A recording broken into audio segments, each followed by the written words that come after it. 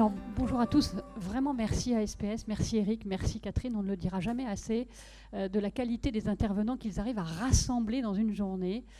Beaucoup de gens très compétents, donc merci à vous d'abord. Alors, un tout petit mot, je vais essayer de passer quelques diapositives parce que depuis ce matin,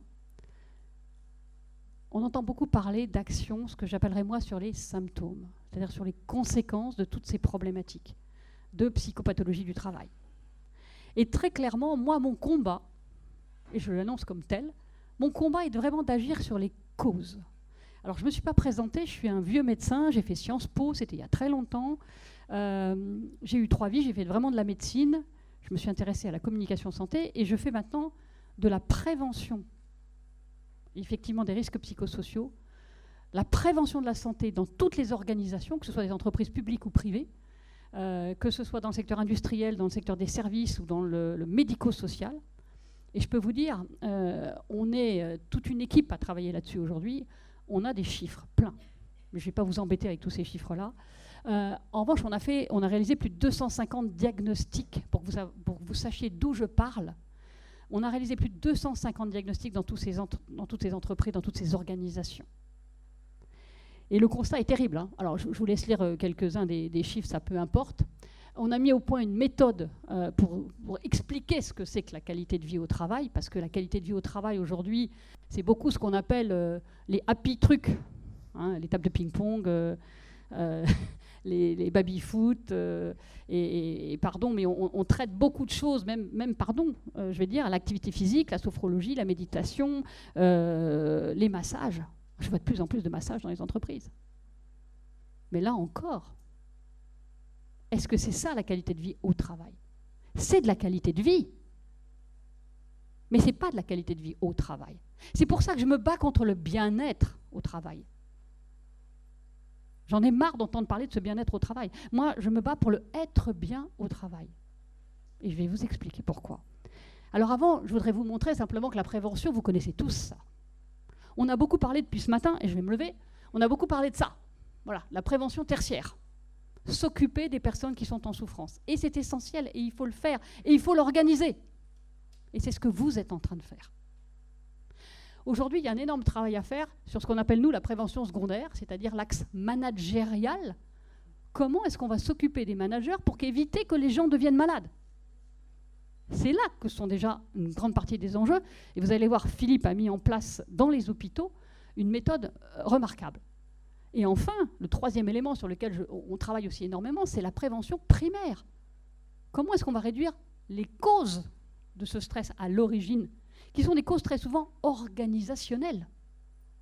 Donc vous voyez, ce qui est très important pour moi, c'est bien entendu de travailler sur la prévention tertiaire, mais surtout travailler en amont, agir sur les causes, sinon les mêmes causes ayant toujours les mêmes effets, on va s'épuiser derrière à traiter et à prendre en charge tous ces gens qui sont en burn-out.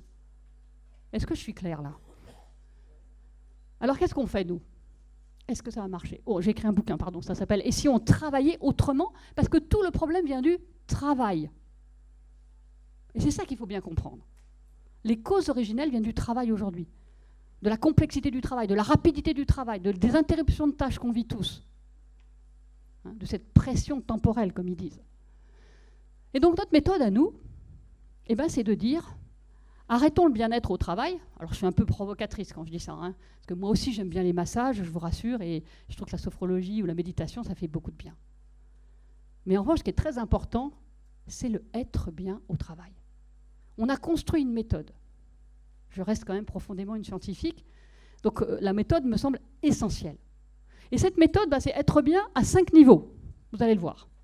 Premier niveau, c'est être bien dans son job. Avoir une compétence. Quand vous disiez les internes ne veulent plus bosser que 35 heures par semaine, c'est difficile d'apprendre toute la médecine en 35 heures par semaine, hein. Donc il faut avoir une vraie compétence. Et quand on a une compétence, on stresse beaucoup moins. Donc il faut avoir des formations régulières et il faut avoir des outils de travail, un environnement de travail correct. Premier niveau. Deuxième niveau, il faut être bien dans sa tête et dans son corps. Oui, là, il faut donc être en bonne santé physique et mentale. Mais ça veut dire aussi qu'il faut avoir une bonne autonomie dans son travail. Karasek nous a très bien expliqué ça. Quand on n'a pas d'autonomie, on devient malade. Et derrière l'autonomie se cache quoi? Se cache la confiance.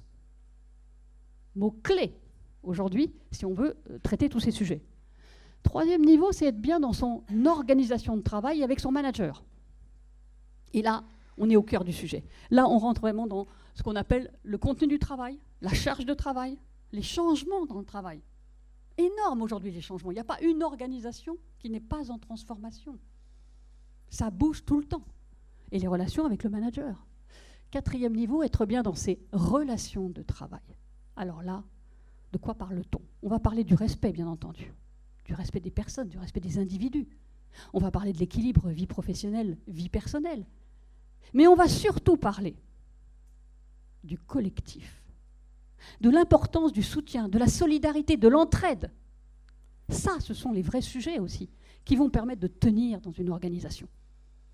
Et enfin, je terminerai, parce qu'il n'est pas le moindre, c'est être bien avec sa gouvernance. Savoir s'il y a un projet dans l'entreprise, s'il y a une vision, s'il y a des valeurs, s'il y a de l'équité, s'il y a de l'exemplarité, s'il y a le sentiment de justice. Vous voyez de quoi on parle là? Là, on est dans de la vraie qualité de vie au travail. On est bien sur le travail. Et ça derrière, effectivement, ça a des tas de bénéfices. Quand on arrive à avoir effectivement cette pyramide toute verte, je vous assure, chacun des éléments sont cotés. Aujourd'hui, on a 20 indicateurs, 43 sous-indicateurs derrière ça. Alors, on a des vrais bénéfices qu'on appelle, nous, la vision zéro, avec zéro incivilité, zéro manque de respect, zéro violence, zéro accident du travail, zéro maladie professionnelle, zéro burn-out et zéro désengagement. Parce qu'on a un vrai désengagement aussi au travail. On a des surengagés, mais on a aussi des désengagés dans le travail. Derrière, on a un vrai retour sur investissement. Je n'ai pas trop le temps parce que je ne veux pas abuser du temps aujourd'hui. Cette pyramide pour piloter la qualité de vie au travail, en fait, à quoi ça sert?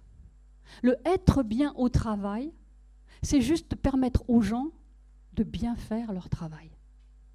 Et quand on arrive à bien faire son travail, on est fier de soi. Quand on est fier de soi, on construit l'estime de soi. Et c'est là qu'on est vraiment heureux au travail. Vous voyez, ce n'est pas les happy machins qui vont faire que les gens vont devenir heureux. C'est quand on est dans la capacité à bien faire son travail qu'on est heureux au travail. Alors, derrière, je vais vous donner juste 5 éléments que j'essaye de promouvoir de façon extrêmement concrète dans toutes les organisations dans lesquelles on va aujourd'hui. Et bien effectivement, c'est d'aller vers un management beaucoup plus participatif. Nous avons en France, et nos universités sont pleines de ça, nos grandes écoles sont pleines de ça, elles ne forment que des gens comme ça. On a un management d'experts, un management de sachants. C'est lui, vous savez, c'était le patron, avant il savait tout, il prenait toutes les décisions, et souvent il avait raison. Aujourd'hui, le monde est devenu tellement complexe que le sachant, il ne peut plus tout savoir, c'est plus possible. Donc on a besoin effectivement de révéler ce que j'appelle moi la haute qualité humaine qui sommeille aujourd'hui dans toutes les organisations et dans chacun des êtres humains qui composent les organisations. Alors, premier élément, ce qui est hyper important et qu'on oublie souvent de faire, c'est de donner le sens, le pourquoi on doit faire ce travail. Le pourquoi est majeur. Une vision claire, une mission utile, simplement prendre le temps de dire pourquoi on fait ça et en quoi je me lève tous les matins. Est-ce que si je me lève tous les matins, j'ai envie de me lever pour faire quelque chose d'utile? Deuxième élément dans le management, c'est créer le collectif. Je vous ai dit tout à l'heure que le collectif, dans mon 4e niveau, là, c'était essentiel. On voit aujourd'hui un effritement extraordinaire du collectif. Même dans les usines. Moi, je passe beaucoup de temps dans les usines. Avant, il y avait un collectif fort dans les usines. Même là, c'est fini. On est tous devenus plus individualistes. Tous. Donc le soutien, la solidarité, c'est effrité. Je ne dis pas qu'il n'y en a plus, parce que très souvent, au contraire, c'est dans les petites équipes qu'il y a du soutien qui permet de tenir, d'ailleurs. Donc du soutien, un esprit d'équipe, de la solidarité, du soutien essentiel. Ce sont les 2 éléments majeurs. Et je dis que pour être un bon manager aujourd'hui, c'est d'abord ces 2 sujets-là qu'il faut savoir traiter. Donner du sens, créer le collectif. 3e élément, prioriser les tâches et bien les répartir. Oui, c'est aussi le rôle d'un bon manager, parce qu'aujourd'hui, on a un vrai souci sur la charge de travail dans notre pays. On a, pas seulement une perception de la charge, mais des activités de travail qui se sont empilées. On a un millefeuille, on développe partout la polyvalence, on entendrait parler de ce mot-là. Et donc là, on a un vrai sujet sur la priorisation et la répartition des tâches. 4e niveau, donner de l'autonomie. Donner de l'autonomie dans un cadre évidemment précis. L'autonomie, ça n'est pas l'anarchie, c'est pas je fais ce que je veux. C'est dans mon domaine de compétences, je dois pouvoir avoir une autonomie dans mon travail. Et là aussi, c'est absolument majeur. Et derrière ce sujet d'autonomie se cache donc la confiance, qui est très importante. Et on sait bien qu'avoir de l'autonomie, ça évite d'être malade. Et on voit bien, nous, parce qu'on fait des études au niveau mondial aujourd'hui, qu'on est un des pays où on a le moins d'autonomie dans le travail. Ça paraît paradoxal, hein. On vient de faire une étude en France, en Belgique, en Italie, en Espagne, au Brésil. Nous sommes le pays qui a le moins d'autonomie. C'est hallucinant et c'est majeur. Ce n'est pas juste une petite différence significative, c'est une énorme différence. Et je terminerai mon propos, pour ne pas être trop longue, que le dernier point essentiel pour moi sur un manager, c'est aussi de faire grandir ses équipes. Par de l'écoute, par du dialogue, par du feedback régulier. Feedback, ça veut dire nourrir de retour. C'est comme ça qu'on fait grandir les gens. Et c'est comme ça qu'effectivement, j'espère que demain, on aura des gens pour continuer notre travail aussi. Mais cette nourriture, elle est essentielle. On a besoin de faire travailler notre cerveau, d'utiliser notre intelligence, de développer nos compétences. Et c'est ça aussi qui rend heureux. Le nombre de salariés que je vois qui me disent « Mais madame, on me demande de faire un travail stupide.